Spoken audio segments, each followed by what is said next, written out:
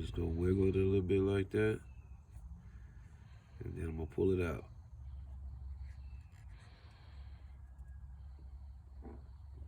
See, actually from here, the difference to this one here is up to dated one. Look right there. You see that? Look at this one. All this part is in there. You see it? It just disintegrated in the bottom part of the engine block. So what we'll do, we'll get a little flathead screwdriver, put it in there and pick it out of there.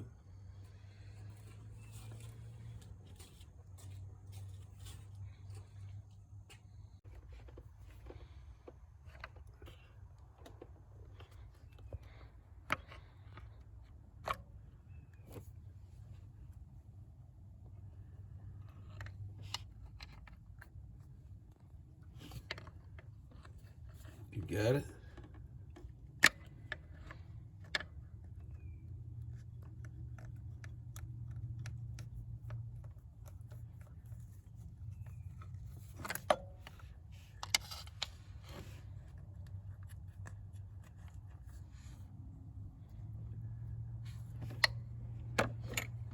Mark in mind, look, the other piece of it is actually in there, broken up in there because of heat. Same way, other part is right there from the heat. These parts here, just keep video. These parts here, they normally would go right there, see? It sits right there. But that's your problem with the coolant system right there. This crossover pipe right here is pretty much disintegrated. Them had too much heat in this, them died off.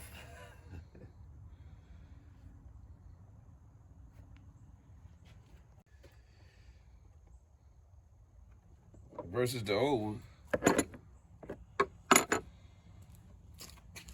Just take them and set them right here. Let's look at them.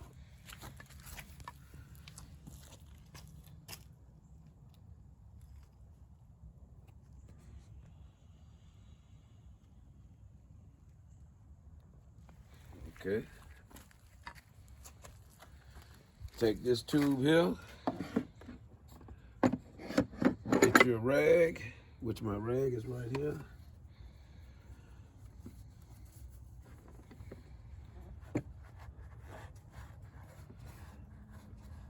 Clean the inlet out.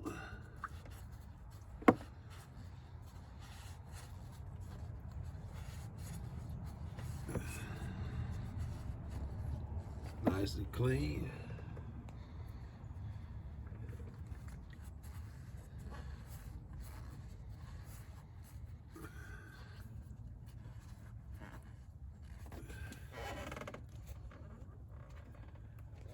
Make sure there's nothing in there.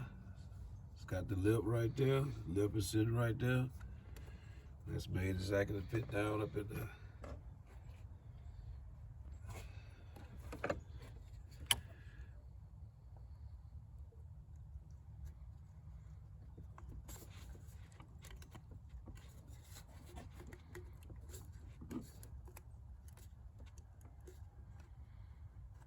It fits in there good. We're gonna take it and pull it back up and look at everything. Yeah, that looks good. The green stuff that we use is called coolant dye. That tells you exactly where the coolant is leaking out. Any plumbing or any tubing or any housing or any gasket. Actually, the dye turns a nice green color. And it allows you to see it on the UV, actually where your leak is coming from. Okay, that's nice and smooth. Everything is clean on that. Let's put this one on this side here first. Okay. Okay. That's good.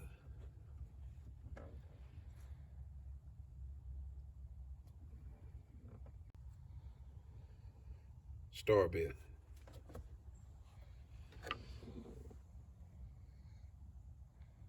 Put on there T30.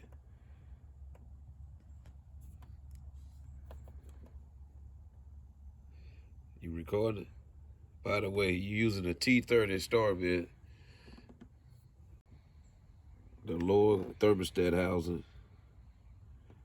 a coolant housing, whatever they want to call it.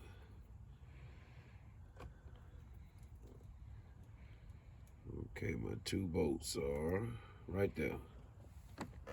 You got one right here.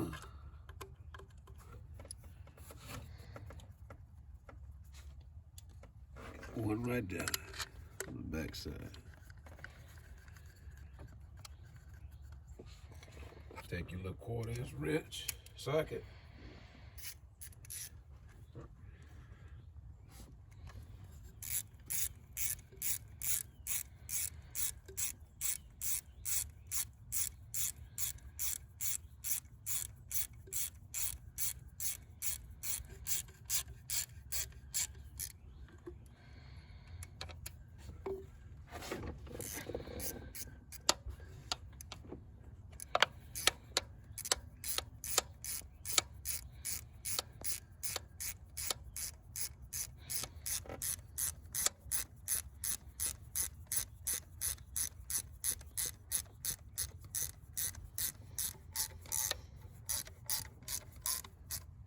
Nice and tight.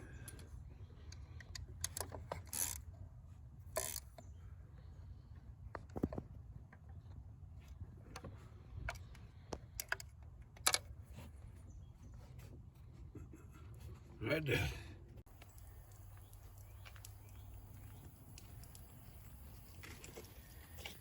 All right, after we install the lower coolant thermostat pipe, coolant housing pipe, or whatever they want to call it, we just take water and rinse it through, run all our dye back out of the system, and make sure we don't have no more leaks. Just run it out, it's right there. Nice and clean.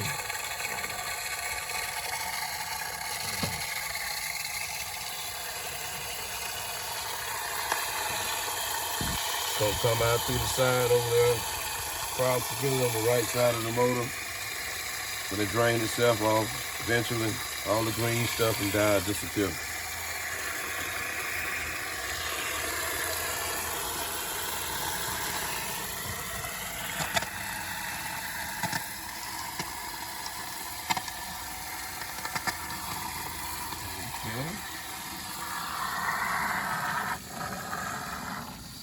Run it on out of there.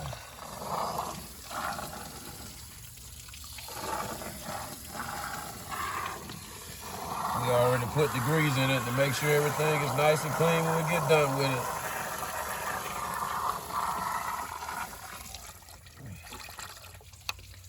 Okay, man, it's getting on out of there now.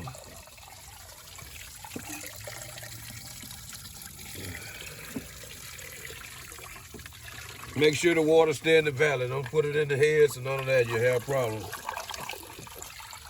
Make sure you just clean the valley out. As long as you get the valley nice and clean and dry it out, I think everything will be all right. And then you can, after you start building up the top part of the supercharger, you can put your dye back in and run a test and make sure you don't have no leaks up under the intake.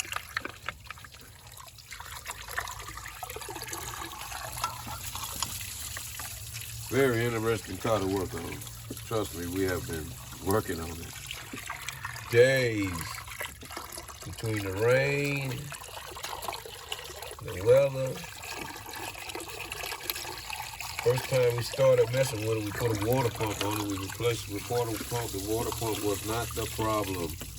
The problem was that tube disintegrated in the inside from heat temperature. Okay, we're back again. This is the 2015 Jaguar Supercharger 3.0 liter engine. Here what I have in my hand is the Supercharger. We later on brought the Supercharger to the shop and cleaned it up and put air all through it and make sure all the parts on it are nice and clean. So 2 pointers I wanted to show to you about when I was just taking this supercharger off the 3.0 liter. I had a hard problem taking it off. Reason why? Because of these two things right here. Let me show you. These two dial pins, the right and the left, sits in the engine block, which is very stubborn to get out. You cannot, you have to yank, pull on it, pry on it. You have to do a lot of things to really get those dial pins to come apart off the bottom of the lower part of the supercharger. So while I brought it to the shop, I thought I'd just take it and polish it with the grinder, sand and grinder, where it'll be nice and smooth. When I sit them back down there, they sit flush. So after we get that, we're going to sand the intake ports, the ports right here. We're going to clean all that up. We're going to clean all the oil out of the supercharger. Then we're going to take it back to the house and install it.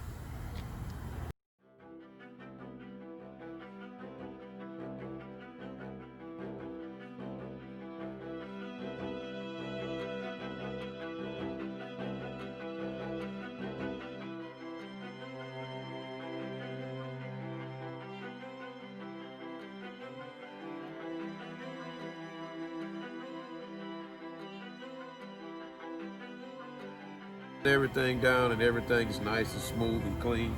We're going to go back with what we call cleaning it with some carburetor cleaner, brake cleaner. Get all this oil and debris out of it. Watch yourself, son. And the way we do that is we mostly spray it down like this here. You see how dirty it was. Okay, we take that. All right, here we go.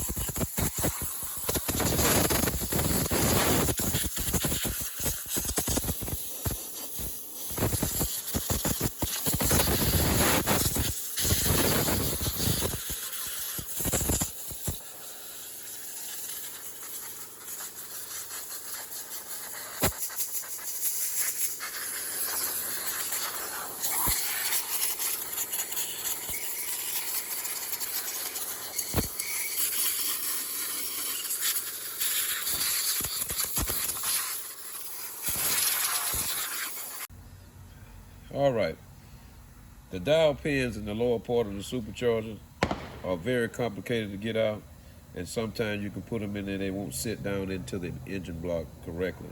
So the way I do mine is I take a little grease, put it on the lower part of the dial pin, make sure it's nice and clean. So when I install it, I don't have complications where it's sitting up high on one side, sitting up low on the other side. So that's my little trick that I use, and I've been using it for many years, and it helped me do a lot of engines and head jobs and all kinds of different kinds of work dealing with dial pins. This is the 2015 Jaguar 3.0 Supercharged. After we finished polishing everything, we decided, cleaned up everything. We wanted to show you what it looked like in the inside of the supercharger and what it looked like and how it should look when you get ready to install it back. We checked and ran and pretty much checked everything, cleaned everything, knocked all the dirt and debris out of it. It's nice and clean. Got nice, everything is nice and clean and smooth. This is the upper, this is the lower. Always remember, when you're getting ready to install this supercharger, these two dial pins must have grease or something on them, because they go in there dry. You might have a chance of setting your supercharger, installing your supercharger uneven, not setting right, which might cause a problem. So the best thing you can do is, for me, I always do, I can't say what others can do, but I just put grease on them and make sure they sit up in there smooth after I polish them up, and make sure nothing's around them, make sure all my lower ports is clean, and clean up everything and install it.